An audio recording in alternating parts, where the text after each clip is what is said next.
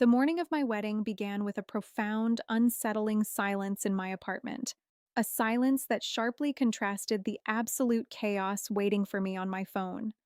I woke up at 6 in the morning. The pale, early light was spilling over the custom white lace dress hanging perfectly on my closet door. I had saved money for 2 entire years just to pay for those intricate pearl buttons. It was supposed to be the best day of my life. But when I reached blindly for my phone on the nightstand, my stomach dropped. 47 missed calls, all of them from the venue coordinator. My hands felt numb as I unlocked the screen. I immediately opened my messages to text Liam. Good morning? It was the exact same text I had sent him every single day for the past 4 years. I hit send, and that was the very second my entire world fractured. The message bubble, which had always been a comforting iMessage blue, suddenly shifted. It turned a harsh, sickening green. Underneath it, two words appeared: not delivered. My heart started hammering against my ribs. I tried calling him directly. It went straight to voicemail. One ring, then nothing. My breathing grew shallow as I pulled up Instagram. User not found. I checked Facebook. This page is not available. It was as if the man I was supposed to marry in just a few hours had been entirely erased from the digital world. He had blocked me. On everything. Panic setting in, I called his mother. She answered on the third ring, sounding completely confused. She told me Liam had left the house at 5 in the morning, claiming he had to go pick up a last-minute detail for the reception. He never came back. I hung up and dialed Julian, Liam's best man. I called him 6 times. On the seventh try, he finally answered. The line was heavy with a thick, suffocating silence. Julian, I demanded, my voice trembling so badly I hardly recognized it. Where is Liam? I heard him exhale, a shaky, defeated sound through the speaker. I am so incredibly sorry, Clara. You need to call your sister. Chloe, my younger sister, my maid of honor. She was supposed to be at my apartment an hour ago to help me with my hair and makeup. I ended the call with Julian and dialed Chloe's number. Voicemail. 10 times in a row, straight to voicemail.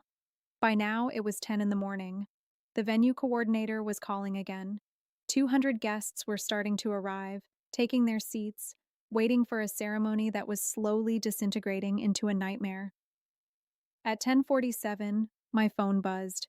A text from Julian. He left with someone. He packed his car and drove north. With who? I typed back, my hands shaking so violently I could barely hold the device. But I didn't need Julian to reply. A sickening realization washed over me like ice water. I dialed Ethan, Chloe's boyfriend of 3 years. He picked up on the second ring. Ethan! I gasped out, struggling to pull air into my lungs. Where is she? He laughed. It was a dark, bitter sound that chilled me to the bone. They have been planning this for months, Clara. And then, standing there in my bedroom looking at my wedding dress, he told me everything. He had caught them texting at 2 in the morning a week ago. Chloe would constantly delete the chat threads, but Ethan had checked her location history. Liam had been parking his car 2 streets away from Ethan and Chloe's apartment. They had been meeting at a cheap motel right off Interstate 9 for the past 6 months. Ethan had confronted her just a few days before the wedding. She didn't even try to deny it. She looked him dead in the eye and told him she was madly in love with Liam. I don't even remember putting on my shoes. I drove to Chloe's apartment in my pajamas. The landlord was standing outside holding a clipboard. He looked at me with pity and told me she had moved out the day before. A moving truck, boxes, everything, gone. I sat in my car in that empty parking lot, gripping the steering wheel until my knuckles turned white, and I broke. Over the next hour, I left Liam 38 agonizing voicemails. I screamed, I cried, I repeated every single thing Ethan had told me. I told Liam that Chloe had done this exact same thing to 2 other guys before him, that her entire life was an illusion. I poured every ounce of my shattered soul into that phone, but not a single message delivered. They just sat there on my screen, 38 green bubbles. The wedding was canceled. My parents, desperately trying to save face, suggested we just host the reception anyway since the catering was already paid for. I refused, while my family stood at the heavy oak doors of the venue, apologizing to 200 bewildered guests, defending my sister by saying she just fell in love. I went back to my apartment alone. I locked the door, sat on the cold floor of my kitchen, and silently ate the cake tasting samples we had saved in the back of the freezer.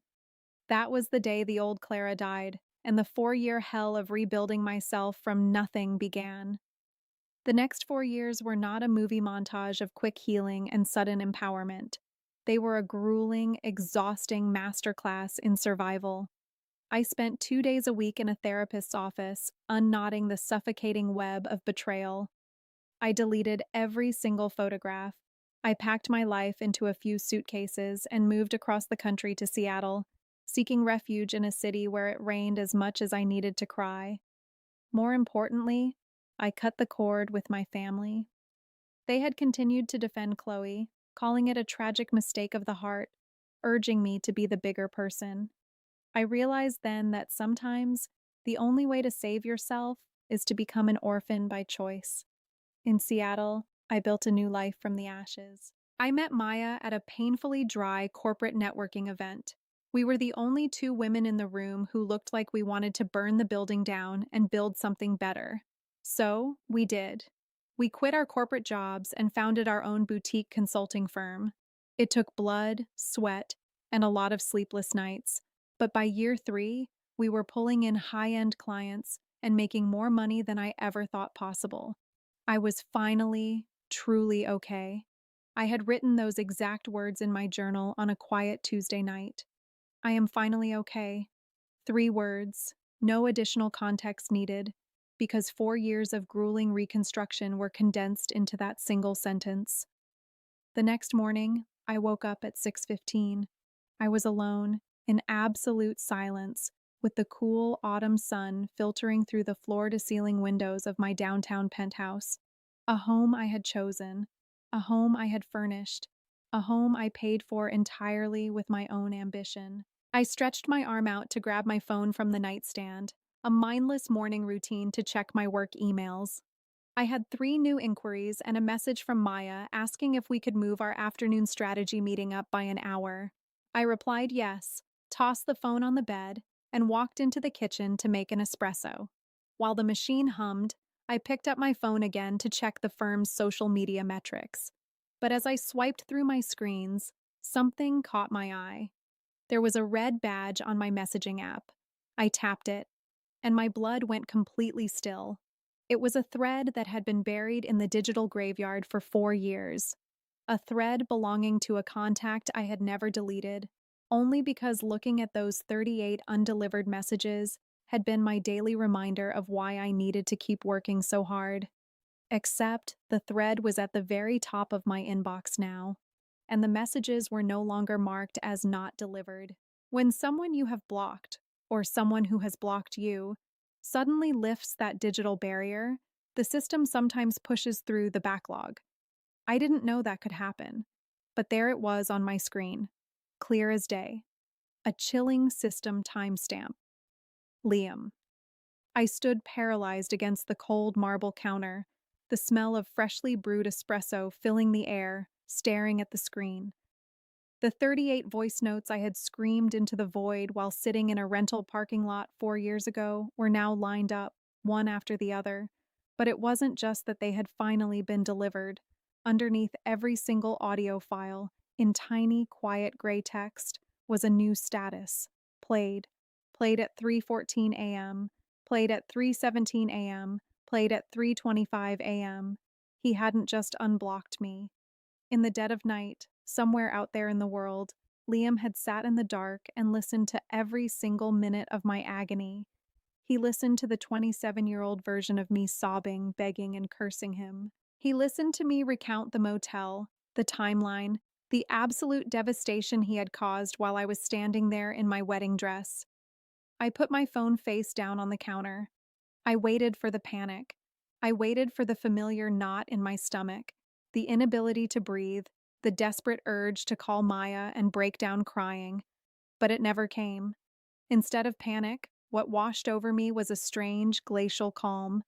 It was the specific, detached feeling you get when you find an item you lost years ago, only to realize you do not need it anymore.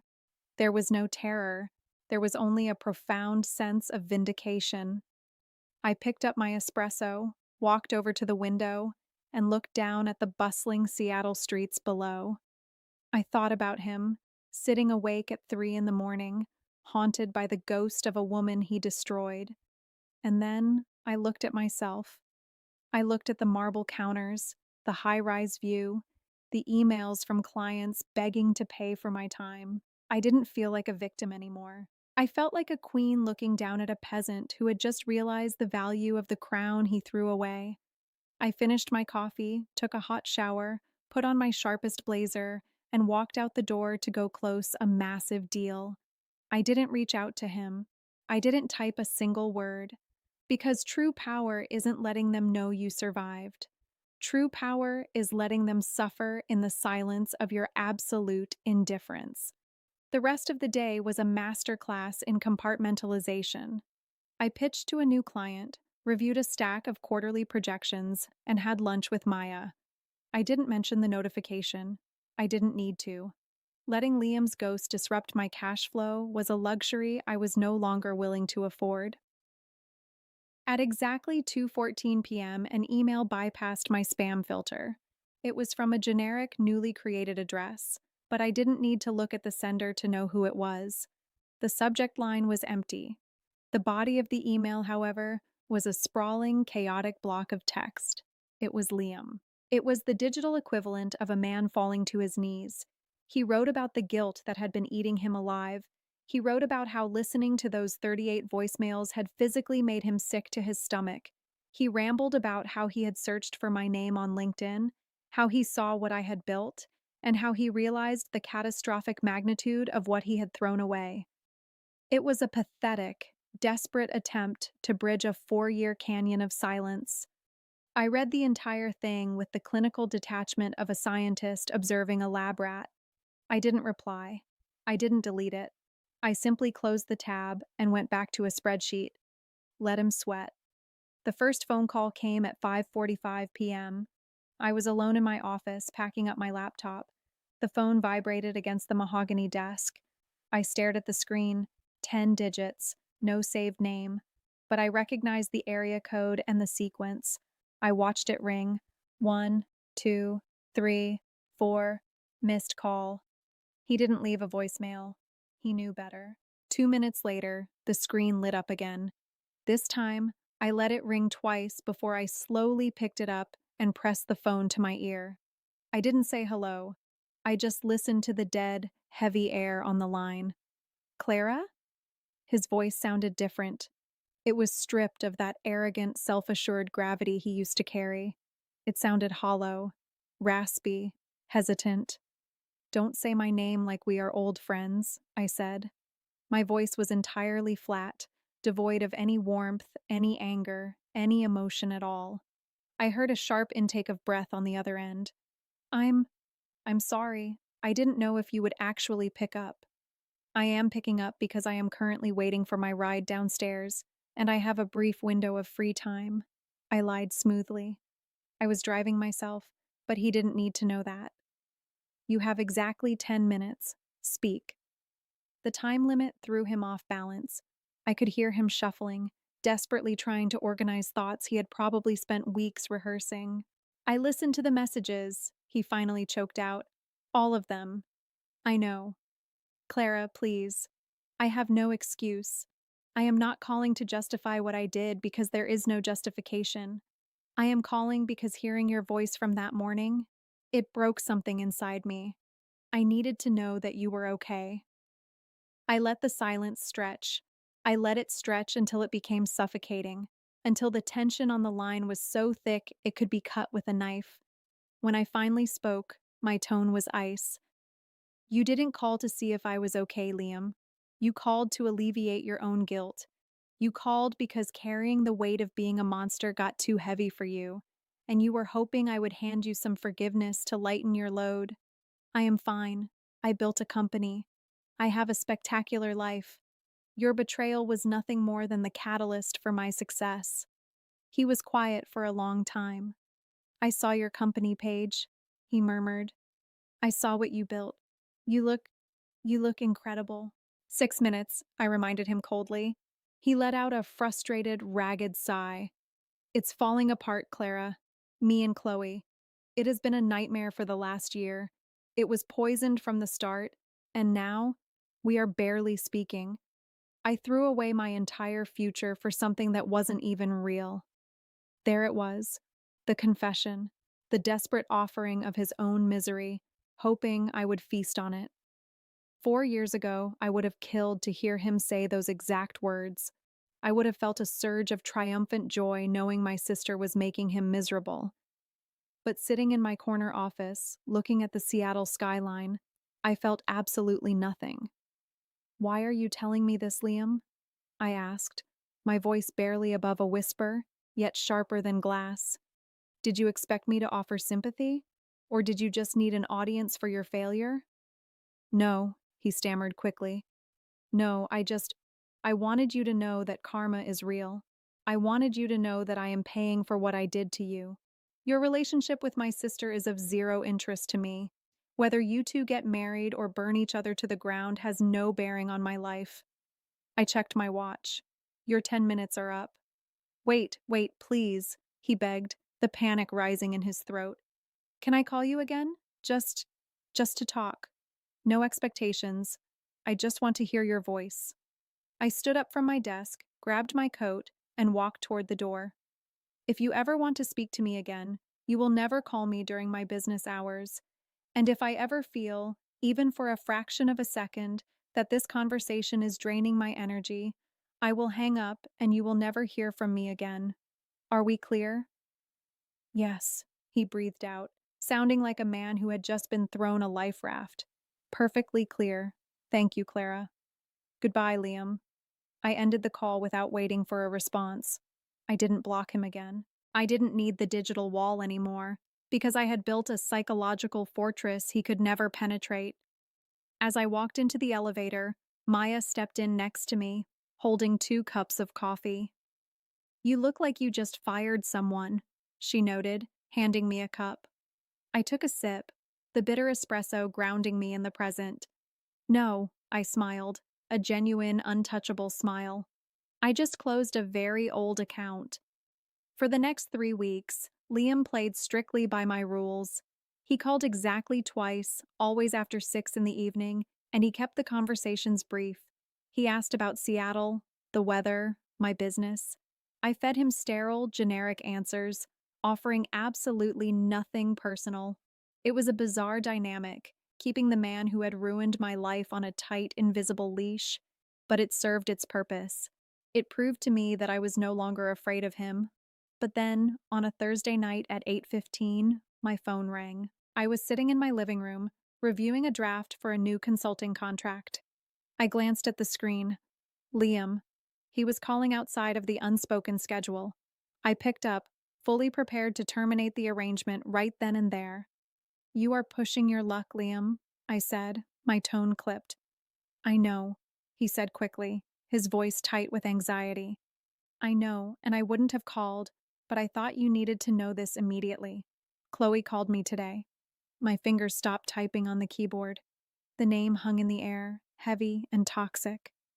She asked about you, Liam continued, his words rushing out. She wanted to know if we had spoken. I didn't hide it. I told her yes. She went quiet, and then she asked if I thought you would be willing to see her.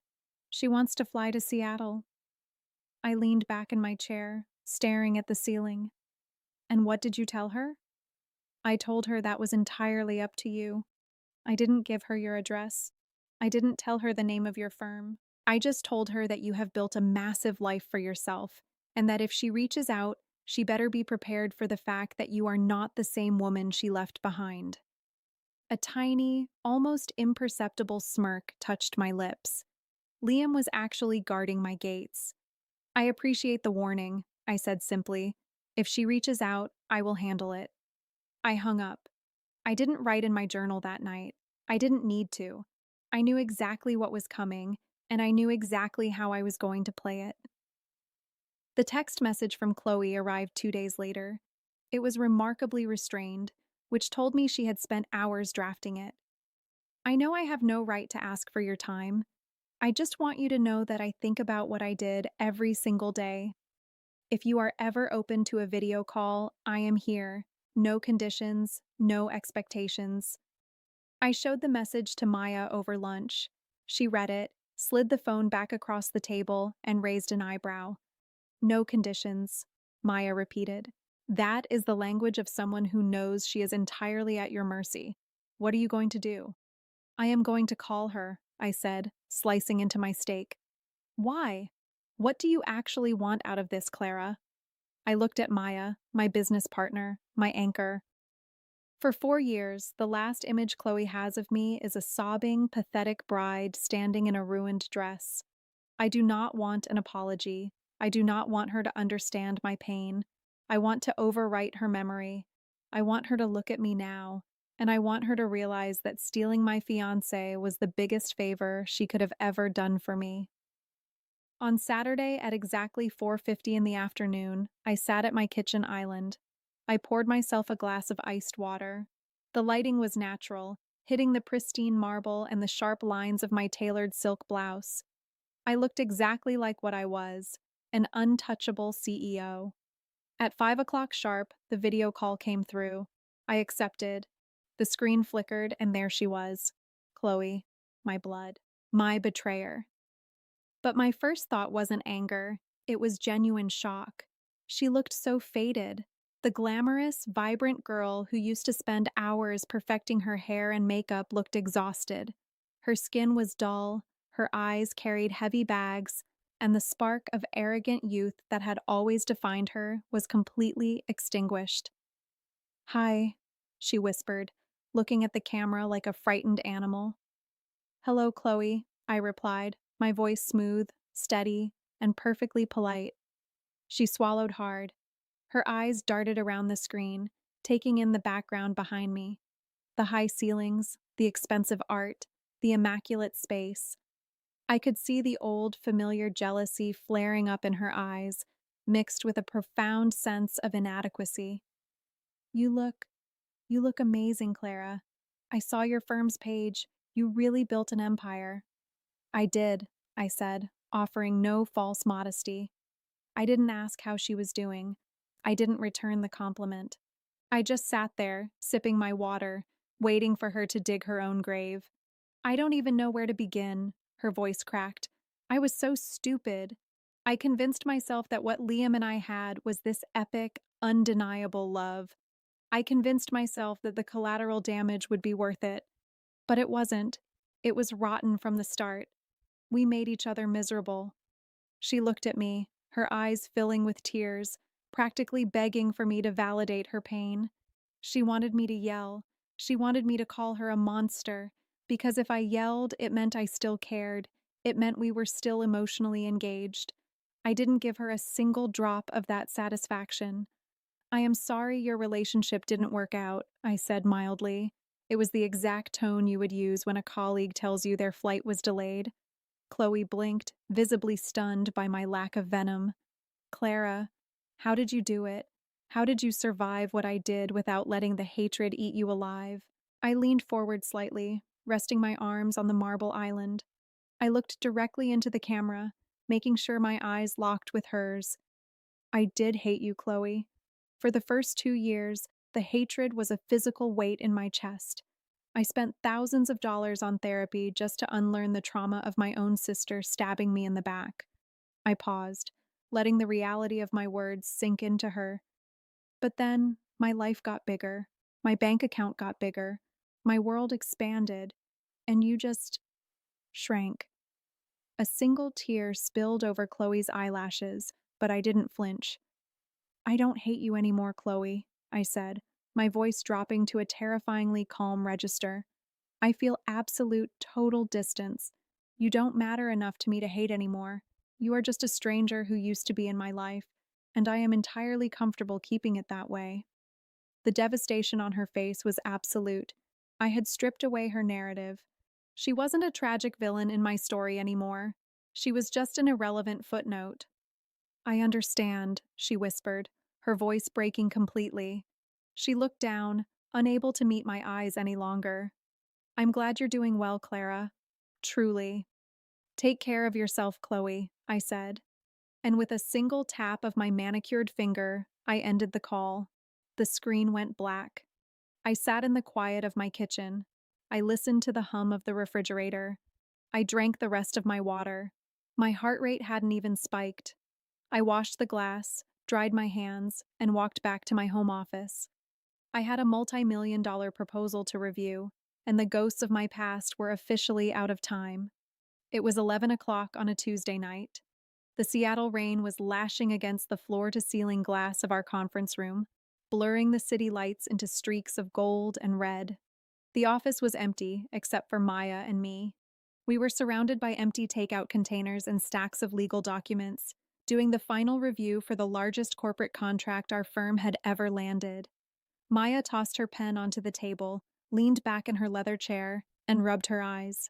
She looked across the table at me, her gaze piercing right through my corporate armor. So, Maya said, her voice echoing slightly in the quiet room, you executed your sister? You looked her in the eye and reduced her to nothing? How did it actually feel? I kept my eyes on the spreadsheet in front of me. It felt like doing paperwork, necessary, tedious, but ultimately, a relief to have off my desk. Maya hummed quietly, a sound of thoughtful agreement. And what about him? Liam. He is still calling you, isn't he? I finally looked up. Once a week. He stays within the boundaries. He is polite. He doesn't cross the line. Clara, Maya said softly, leaning forward and resting her elbows on the mahogany table. You are one of the smartest strategists I have ever met, but you are missing the fundamental flaw in your own game plan. I raised an eyebrow, waiting for her to continue. Maya had a master's degree in behavioral psychology before she pivoted to business. When she analyzed a situation, she dissected it to the bone. Do you know why people who destroy us suddenly come crawling back years later, desperate to apologize? She asked, her tone entirely clinical. It is not because they care about your healing. It is because they cannot stand the reflection of themselves in the mirror. They use their victims as a confessional. Every time Liam calls you, and every time you politely answer the phone, you are giving him a tiny piece of absolution. You are quietly telling his conscience that he isn't a total monster because the woman he destroyed is still willing to give him 10 minutes of her Tuesday evening. Her words hit me like a physical blow. The air in the room suddenly felt incredibly still. You think you are holding him on a leash, Maya continued, her voice gentle but relentlessly honest. And maybe you are. But Clara, holding a leash still requires you to hold on to the dog. It still requires your grip. It still requires your energy. True freedom isn't holding the power. True freedom is dropping the rope entirely. I stared at the city lights bleeding through the rainy glass. Maya was absolutely right. By keeping Liam in this pathetic, subservient orbit, I was still participating in his life. I was acting as the priest for his sins, and my time was vastly too expensive to be spent managing a coward's guilt. The next evening, at exactly 6:15, my phone vibrated on the console of my car as I was driving home. It was Liam, right on schedule. I pressed the button on my steering wheel to answer on Bluetooth. Liam. Hi, Clara, he said. He sounded cautious, eager. How was your week?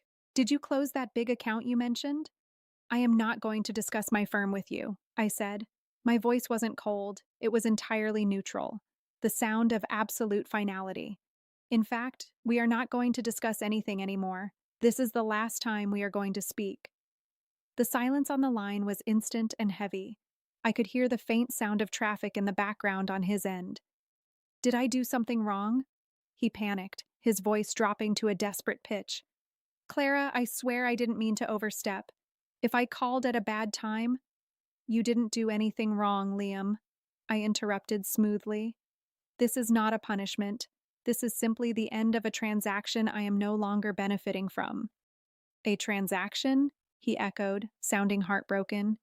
Yes, you reached out to me because you needed to alleviate your guilt. You needed to hear my voice to prove to yourself that you didn't completely ruin a human life.